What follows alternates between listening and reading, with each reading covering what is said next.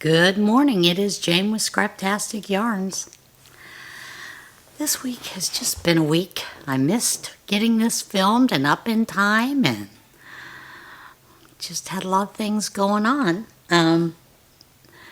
This is the season where we start the Bible study fellowship Bible study, and we're studying John this year.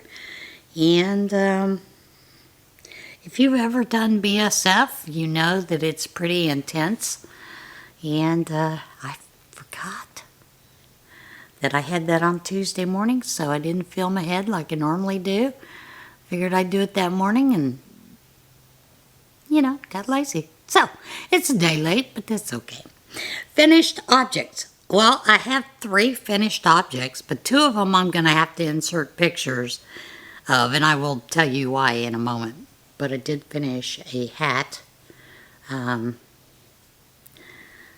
This is one of those things that I'm going to toss into what's called our blessing box. And it was just some of that, I think it was Bernat.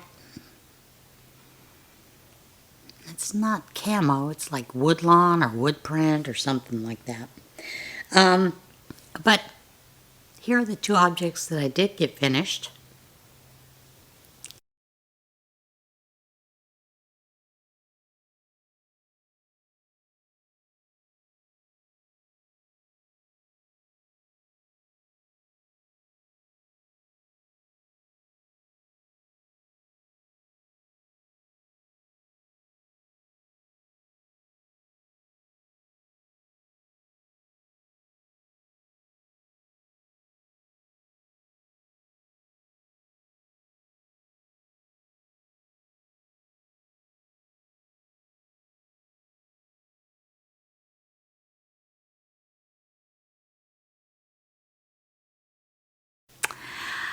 At church, when I told you blessing box, one of my friends and I, we think a lot alike, and we have a lot of couples in our church that are pregnant, like 9, and 1 delivered, I believe, Sunday evening, Monday morning.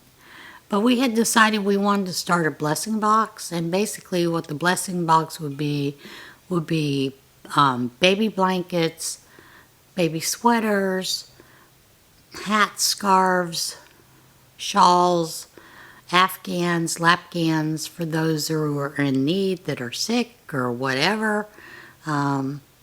Basically just for them to be blessed in their time of need and for comfort items. So, those sweaters are gone. They had to go up because they're popping those babies left and right. What can I say? So, yeah, that's what happened to those. I am working on a couple of other things. Like I said, I'm continuing with the granny squares, both the solid and the regular granny squares. And I have another set that's about ready to go off. And, Laura, I'm not going overboard crazy, because I know this was a challenge that you were doing because it is such a good cause. And I really didn't want to put you in Granny Hill. Yeah, I did, sort of. But, I understand how difficult it is to do certain things when you have other things in mind. The only other thing that I've done is, if you've seen and if you've purchased, then you've purchased one of my bags. I've been sewing on bags, cutting more to be sent out. And then I was just messing around with scraps and leftovers. Made 2 hot pads that will go out to someone that I know. And then the other thing is, I started another baby sweater. I do these from the top down. And yes, there is a reason they are on different needles. I use circular needles, and it's top down sweater. And I'm now started on the sleeve. You do one sleeve, and then you knit over to where the other sleeve is, and then you pick up that. And this is I want to say it's Susie's Easy Baby Sweater. I think that's the name of it. Love this pattern. It's very easy, it's quick, it's simple. You use a size 4 circular needle and a size 6, and then you use those straight needles also for doing the borders on the neck and everything, and it's pretty quick. If I sit down and knit this, I can knit this in about 4 hours if I just do straight knitting. But of course I have 190 other things that I'm getting done, so I'm not doing just straight knitting. And as you know, Laura's Double Duck Dare Challenge ends October the 15th. So make sure that you get all those squares of yours in by that time to Lynn at Nina's Knot Crochet. And I'll try to leave that information down below. I don't always remember. So don't get upset if I don't put it down. I'll at least put their channels so you can go look for those things. I don't know about you. It's been cold here lately. I've had to use the heat at night.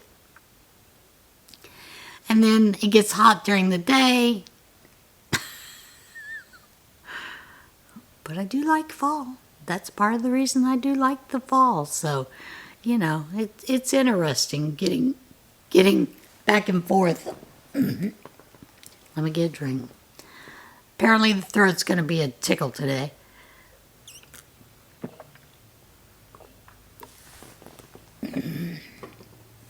Other than that, there's not been a whole lot going on. Other than, I'm still continuing to work on getting things situated in the house. Simply because there's only one of me. I would like to be able to pull my car into the garage because everything is staged in the garage. By the time it starts getting colder, so I don't have to scrape off ice off the top of the car. Or snow. So I'm working to clear that part of the garage so that I can at least pull the car in, which in itself is quite fun and interesting challenge. And that's just kind of where it's at right now. But that is basically it. I have done the bags. If you have purchased a bag, you know that there's a sale going on in the shop. I will leave a link to that video about the shop update because there is a coupon code that you can use, and you do need to spell it correctly. It is all caps. But you'll have to go look at that video to see what it is. And it will include the bags that I am making that I will be putting up later on this weekend. So, yeah, there's that. All right. Are you ready for a little water and tarnation? Like I said, it's going to be a short one. Okie dokie. Police find pig wandering loose on Bacon Creek Road. Come on. That's kind of cute, right? Pig on Bacon Creek Road. Police in Kentucky are trying to find the owner of a small stray pig found wandering loose on the appropriately named Bacon Creek Road. The Corbin Police Department said in a Facebook post that officers came across the pig wandering loose on Bacon Creek Road while they were on patrol. The department shared a photo of the pig riding in the back seat of a patrol cruiser. Seriously, if you own this pig, he is in custody at the Corbin Police Department. Please hurry before the Corbin Fire Department gets hungry, police wrote. And they were joking. Now this next, when you go look at this picture, that is one big onion. Gardener in England grows nearly 20-pound onion. A Guernsey gardener took his nearly 20-pound onion to an England flower show, where organizers said they believed it to be a new world record. The Harrogate Autumn Flower Show said Gareth Griffin's 19.77-pound onion outweighs the previous world record. 18 pounds, 68.68-pound onion brought to the Harrogate Autumn Flower Show by Tony Glover in 2014. The onion is on display at the show's edible pavilion alongside other giant vegetables that include a cabbage, cucumber, and carrot. Show organizers said the onion's status as the world's largest must now be reviewed by Guinness World Record.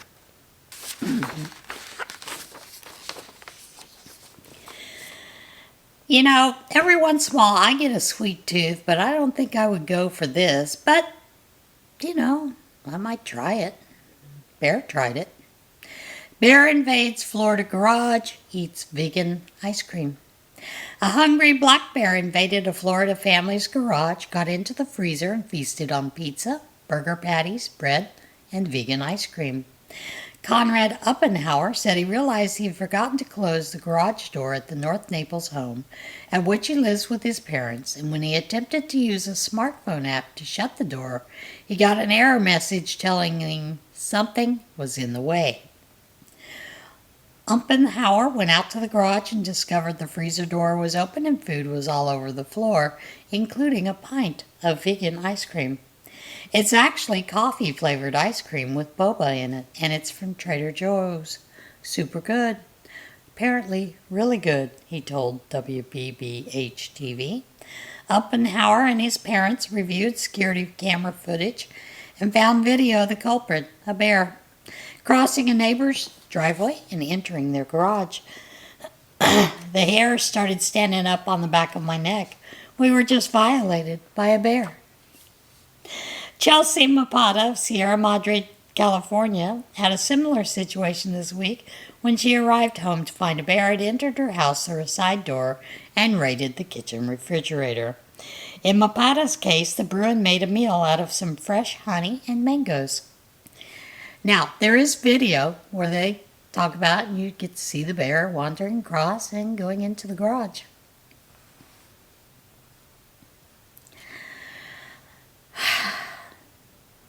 Pet insurance. Do you have it for your pets? I've never had pet insurance for our pets, but I do understand it's a good idea if you do have pets to have pet insurance. But now we're going to talk about something rather unusual. Most unusual pet insurance claims of 2023 include folding couch incident. Insurance firm Nationwide announced the finalists for its 2023 Hambone Award, which highlights the most unusual pet insurance claims of the year. I think instead of hambone, they should say bonehead. The Hambone Award, named in honor of a dog that ate an entire holiday ham while stuck in a refrigerator, highlights the unique situation that pets find themselves in each year and calls on members of the public to vote for the strangest of the bunch. This year's finalists include Giles, a New York cat who was closed into a folding couch. Josie, California dog who ran into a set of metal bleachers while chasing a ball. And Sunny, a Labrador who managed to shimmy his crate 5 feet across a room so he could eat 3 phone charger cords. All of the 12 finalists made full recoveries from their injuries, the insurance company said. The winning pet will be awarded the Hambone Award trophy as well as a gift card and a donation in its name to a pet charity chosen by their owner. The second and third place finalists will receive a prize and a charity donation, the company said. Voting is open through September the 22nd, and the winners will be announced September 28th. And I'm sure you can find that. Just put in Google Hambone Award. I'm sure you'll be able to find where to vote.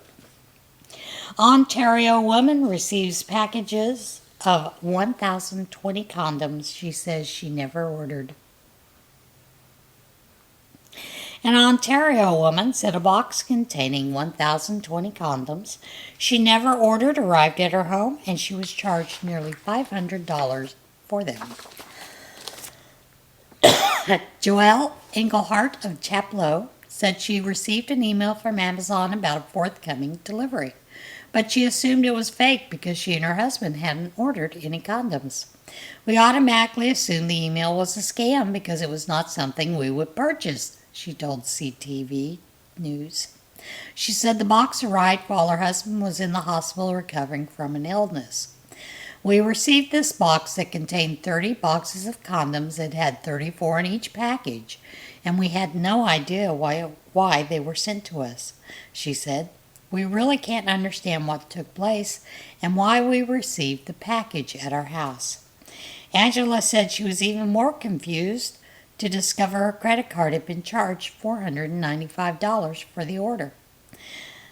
Cyber experts said the delivery resembles a brushing scam, which involves Amazon sellers sending packages to random addresses so they can artificially inflate their number of positive reviews.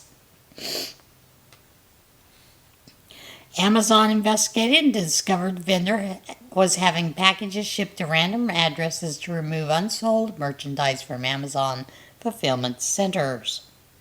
Claudio Papo of DataRisk Canada, DataRisk, said Angel Heart's situation might have resulted from her account being hacked since she was actually charged for the package.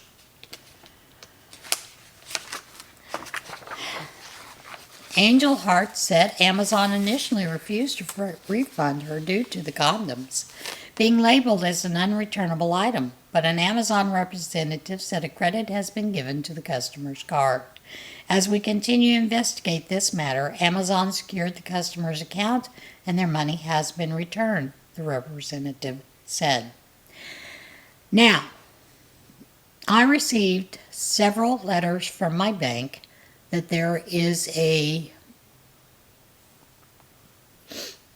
app, a group that the government uses called Move It that was hacked, and several of the banks have been hit through this app.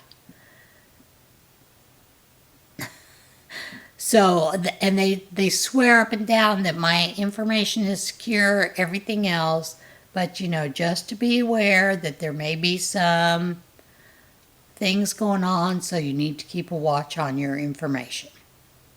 That's all I got. And I don't know if many of you know, through the government, you have to go through ID.me to file your taxes online, do all kinds of things. Well, mine was hacked.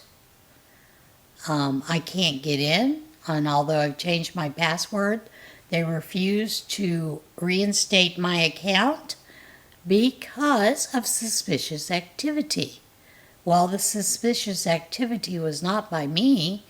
It was done by hackers, and there's no telephone number for you to call. There's no way to resolve this. Although my son did tell me that on Reddit, there now is a place where you can go with ID.me to try to get this corrected and that kind of thing. And as you know, I had a bank account that I use for small things that was hacked, and I received several large deposits, electronic deposits that were not real deposits, like in the total amount of $97,000. And that still is unresolved because they're still investigating it. But in the meantime, I can't use that account and can't use that money. So,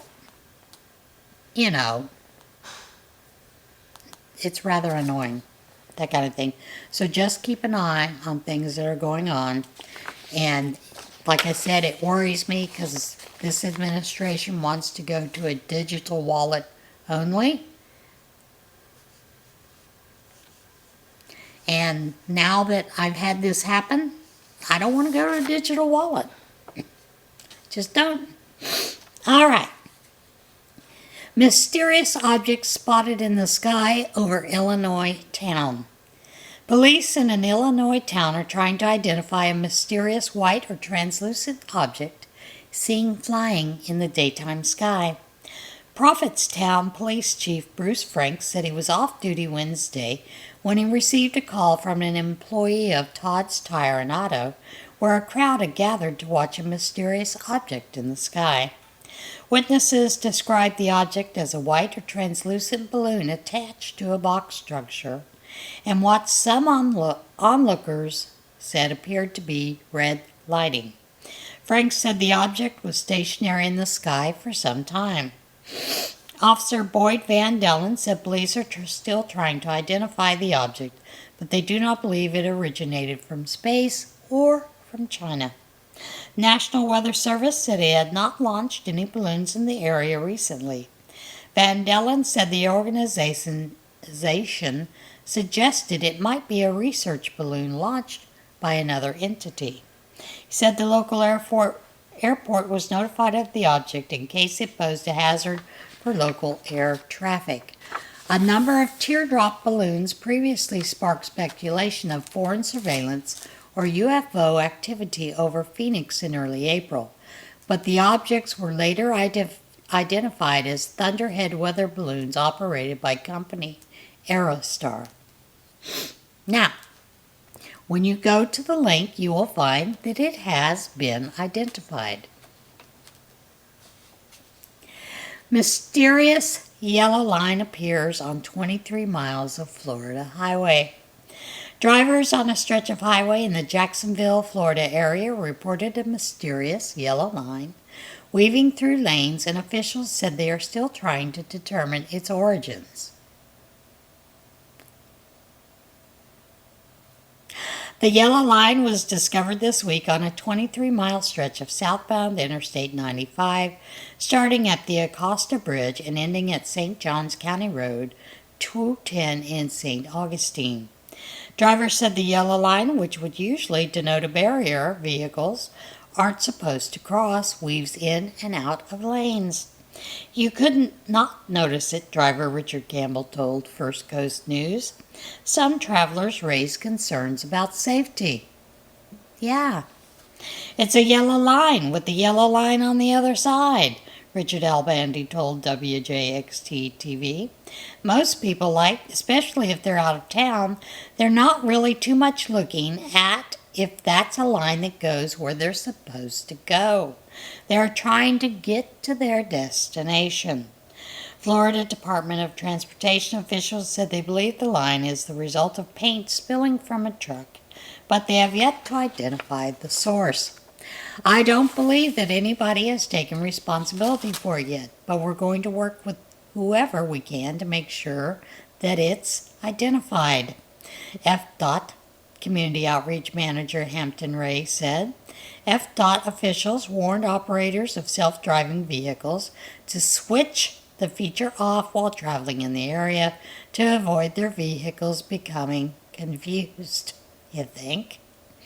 We're going to have an operation where we take a street sweeper with a wire brush, and we will be going and doing our best to dislodge some of the yellow paint from the roadway, Ray said.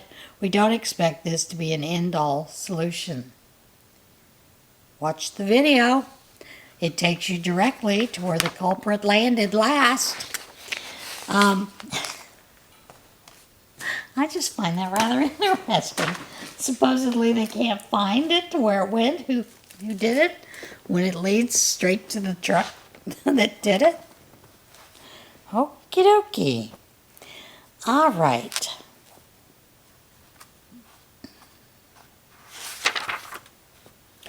Now remember, you have 2 days to go to vote, since it's September the 20th now instead of the 19th, like I was supposed to do. So you have 2 more days to vote. Go vote over there at the Hambone Award. Like I said, I'm pretty sure you could probably go to nationwide.com or just look up Hambone Award to vote for which one if you'd like to vote. And that is it for today's podcast. And now we are ready for our devotion coming out of Amazing Grace. Sins of omission. To one who knows the right thing to do and does not do it, to him it is a sin. That is James 4:17 from the North American Standard Bible. A young mom and her kids would often bike past an older lady resting in a chair in front of a shabby-looking mobile home. Something stirred in the mom's heart, and she knew the woman needed the gospel. She fully intended to stop by for a visit. Procrastination won out until it was too late. One day the woman's lot was completely empty. There was no sign of life and only a patch on the ground where the home had been. Sins of commission are fairly obvious. Those of omission are easier to rationalize away. The Holy Spirit prompts us to share Christ, or cut off a relationship, or invite the neighbor for dinner, but we're too harried, too consumed by our own plans. In our hearts we know what we are to do, but somehow the commitment to obey is not there. Let's change that. Let's heed the gentle voice of the Holy Spirit. Can you think of any sins of omission in your life that you want to hand over to God? All right, that is it for today's podcast. As always, be kind to one another, love one another. Get out there and see this big, beautiful world we live in, and I will see you again next week. Bye.